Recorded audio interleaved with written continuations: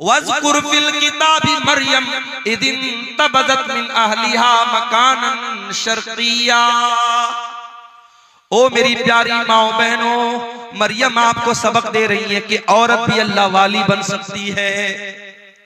मरियम अपने घर वालों को छोड़कर, अपने भाई बहनों को छोड़कर, अपने माँ बाप को छोड़कर मस्जिद का एक कमरा पकड़ करके अल्लाह की इबादत कर रही हैं। आज हमारी माए बहनें गौर करें, अपने परिवार के साथ रहकर वो 5 टाइम की नमाज भी अदा नहीं कर पाती। जाड़े का मौसम चल रहा है, दिन छोटा हो चुका है, गर्मी के मुकाबले में रातें बड़ी हैं, दिन छोटा है, मौसम भी ठंडा है। अगर औरतें चाहें तो बड़ी आसानी से नफली रोजा रख सकती हैं। जो रमजान के छूटे हुए रोजे हैं वो चाहें तो वो रोजे इस मौसम में बड़ी आसानी से रख सकती हैं। मगर मेरी प्यारी माँ बहनों, आपके अंदर वो 25 दिसंबर की तारीख दुनिया भर में क्रिसमस के त्योहार के नाम से पहचानी जाती है। दुनिया में एक मजहब है, ईसाई मजहब। उस मजहब के मानने वाले अपने आप को हजरत ईसा अलैहिस्सलाम का मानने वाला कहते हैं, अपने आप को क्रिश्चियन कहते हैं, अपने आप को नसरानी कहते हैं। उनका ये अकीदा है, उनका ये बिलीफ है, उनकी ये आस्था है कि 25 दिसंबर की तारीख को हजरत ईसा अलैहिस्सलाम पैदा हुए। और वो ये भी अकीदा रखते हैं कि ईसा अलैहिस्सलाम अल्लाह के बेटे हैं, नऊजुबिल्लाह। और वो ये भी अकीदा रखते हैं कि ईसा अलैहिस्सलाम के अंदर इतना पावर था, इतनी शक्तियां थी, इतनी ताकत थी कि वो खुद अल्लाह तबारक व तआला की खुदाई में, उसकी उलूहियत में वो शामिल थे। वो हजरत ईसा को भी एक तरीके से अल्लाह के बराबर करार दिया। मैं मुनासिब समझता हूं, चूंकि क्रिसमस के त्योहार पर हमारे बहुत सारे मुसलमानों के वो बच्चे जो कॉन्वेंट स्कूलों में पढ़ते हैं, जो मिशनरी स्कूलों में पढ़ते हैं, बाकायदा उनके बच्चों से क्रिसमस का त्योहार मनवाया जाता है। बड़े शौक से मुसलमान औरतें अपने बच्चों को सांता क्लॉज बनाती हैं। स्कूलों में प्रोग्राम होते हैं और उसमें यह दिखाया जाता है कि ईसा अलैहिस्सलाम किस तरीके से पैदा हुए हैं, और मासूम बच्चों के दिल और दिमाग में यह डाला जाता है कि जीसस या ईसा ये सन ऑफ गॉड हैं, ये अल्लाह ताला के बेटे हैं, नऊजुबिल्लाह, अल्लाह ने उनको जन्म दिया।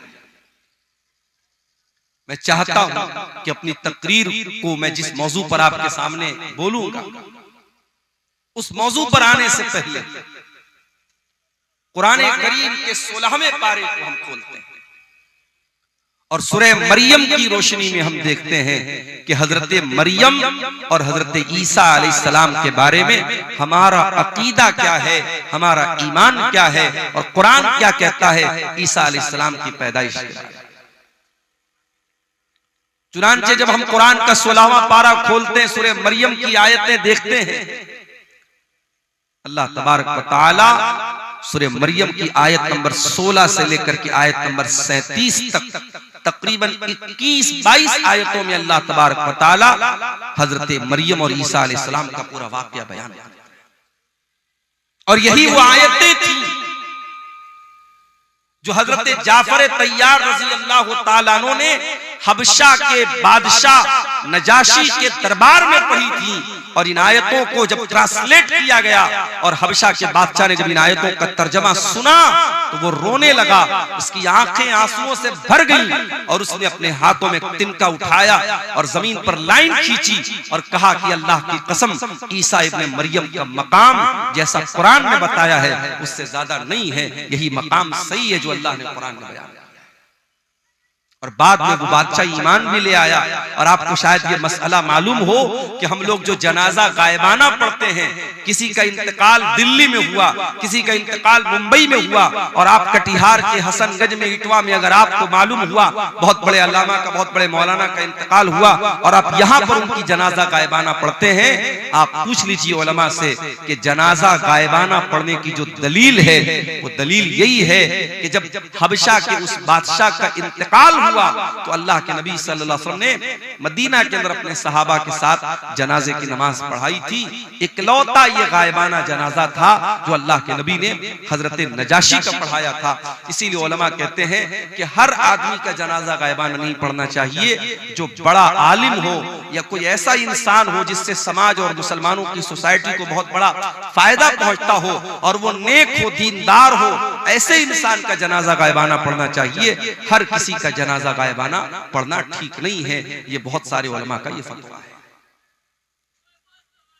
तो मरियम, सूरह मरियम की आयतें जरा आइए हम देखते हैं। और मैं तो ये समझता हूं कि कुरान करीम की हर आयत बहुत खूबसूरत है, मगर सूरह मरियम को जब पढ़ा जाए तो इसके अंदर एक बहुत ही खूबसूरत रिदम है, एक बहुत खूबसूरत लय है, एक बहुत खूबसूरत अंदाज है। किसी अच्छे कारी की आवाज में जब आप सूरह मरियम पढ़ते हैं तो अगरचे आपको अरबी ना आती हो, आप शेरशाबादी जबान जानते हैं, बंगला जुबान जानते हैं, अरबी नहीं आती आपको, मगर आप, मैं यकीन के साथ कहता हूं, आप यूट्यूब पर जाइए और किसी भी अच्छे कारी की आवाज में सूरह मरियम की तिलावत आप सुनिए, आपके रोंगटे खड़े हो जाएंगे, आपकी रूह सरशार होती हुई नजर आएगी। ये इस सूरत करीमा का एजाज है, इस सूरत करीमा की खासियत। औज़ु बिल्लाहि मिनश शैतानिर रजीम। वज़कुर फिल किताबि मरियम इदिन तबदत मिन अहलिहा मकानन शर्क़िया। याद करो किताब में मरियम को, वो मरियम जो बहुत अल्लाह वाली थी, बहुत अल्लाह की इबादत करने वाली थी, जो 24 घंटे बैतुल मुक़द्दस में रहा करती थी। मरियम अपने आप को बैतुल मुक़द्दस के पूरब साइड में, बैतुल मुक़द्दस के मशरिकी हिस्से में अपने आप को अलग कर लेती हैं, अपने आप को एक कोने में, एक गोशे में अलग कर लेती हैं और अल्लाह की इबादत करती हैं, अल्लाह को याद करती हैं। वज़कुर फिल किताबि मरियम इदिन तबदत मिन अहलिहा मकानन शर्क़िया।